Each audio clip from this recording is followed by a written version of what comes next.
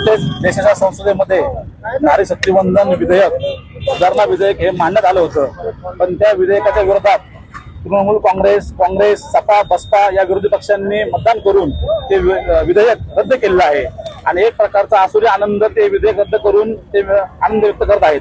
वास्तविक पाहता नारी शक्तीच्या पंखांना बळ देण्याच्या ऐवजी त्यांचं पंख छाटण्याचं काम व त्यांच्या आत्मसन्मानाला ठेच पोहोचवण्याचं काम काँग्रेस व विरोधी पक्षातून करण्यात आलेलं आहे. त्या घटनेचा प्रथमतः अहिल्यानगर शहर भाजपच्या वतीनं, युवा मोर्चाच्या वतीनं व समस्त आमच्या नारी शक्तीच्या वतीनं आम्ही प्रथमतः निषेध व्यक्त करतो.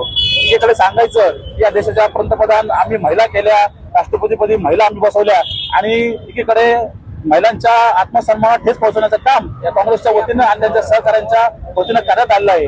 वास्तविक पाहता आपण बघतोय की एकीकडे पंतप्रधान नरेंद्र मोदी यांच्या मार्गदर्शनाखाली महिलांना संसदेमध्ये प्रतिनिधित्व द्यायचं काम भारतीय जनता पार्टी आणि मित्र पक्षांच्या वतीने करण्यात येत असून अशा नारी सन्मानाच्या विधेयकाला विरोध करून काँग्रेस त्यांची नीच पातळी दाखवून दिली आहे. यांचं परिवारवादी राजकारण संपुष्टात येईल या भीतीनं त्यांनी या विधेयकाला विरोध केला आणि त्यांची जातीयवादी नीच देशविरोधी प्रवृत्ती दाखवून दिली आहे. त्या घटनेचा आम्ही भारतीय जनता पार्टीच्या वतीने निषेध करतो आणि भविष्यात येत्या काळामध्ये नारी शक्ती त्यांना त्याची जागा दाखवल्याशिवाय राहणार नाही आणि संसदेमध्ये बहुमताने हे विधेयक भविष्यात पारित होईल असा आम्हाला नरेंद्र मोदी यांच्या कार्यकर्त्यांवर विश्वास आहे आणि भविष्यामध्ये आमच्या सर्व ज्या मागण्या आहेत त्या पूर्ण होतील असा आम्हाला ठाम विश्वास आहे.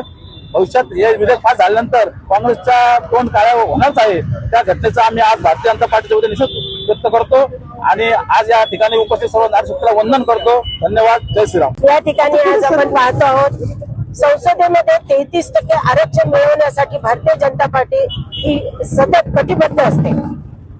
गेली 50 वर्ष ज्या काँग्रेसने भारतीय जनता पार्टी म्हणून नव्हे तर महिलांचा सन्मान करायला हवा होता, तो महिलांचा सन्मानच त्यांनी हाणून पाडलेला आहे.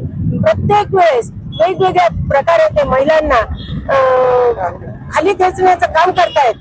आम्हाला या ठिकाणी विश्वास आहे की आम्हाला पंतप्रधान मोदीजी आणि आमची भारतीय जनता पार्टी महायुतीचे सर्व सरकारचे लोक या ठिकाणी आमच्या पाठीशी आहेत. महिलांचा अपमान हे कदापिही सहन करणार नाही आणि आम्ही त्या ठिकाणी भारतीय जनता पार्टीच नाही तर सर्व महिलांच्या वतीने आम्ही या ठिकाणी हा निषेध नोंदवलेला आहे. काँग्रेस सरकार ज्या वेळेस अस्तित्वात होतं त्या देखील महिलांच्या पाठीशी उभे नव्हते आणि आजही ते आमच्या पाठीशी उभे राहत नाही.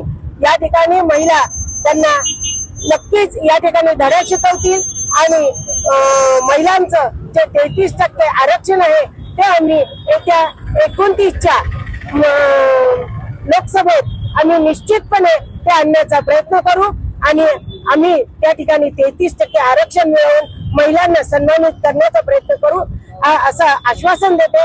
आणि महिला या सतत सक्षम आहेत. मोदीजी आमच्या पाठीशी आहेत. निश्चित आम्हाला न्याय मिळेल आणि आम्हाला संसदेत जाण्याची संधी मिळेल. 33% आरक्षणाचा आम्ही लाभ घेऊ शकतो.